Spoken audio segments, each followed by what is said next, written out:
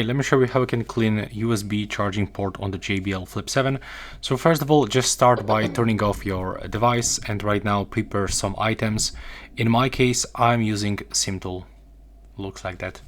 So first of all, you will have to just get the good lighting condition and take a look straight into your port. So I can highly recommend you to apply something thin and gently try to move everything that is inside to one of the side and try to take it off. Then do the same on the second side. Just do this gently, like really gently, to don't break anything.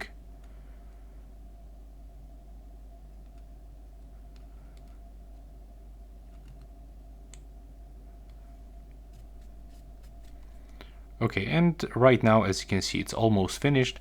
We can try to connect a cable inside. Now everything is fine. And that's how we can actually do this quickly with household items.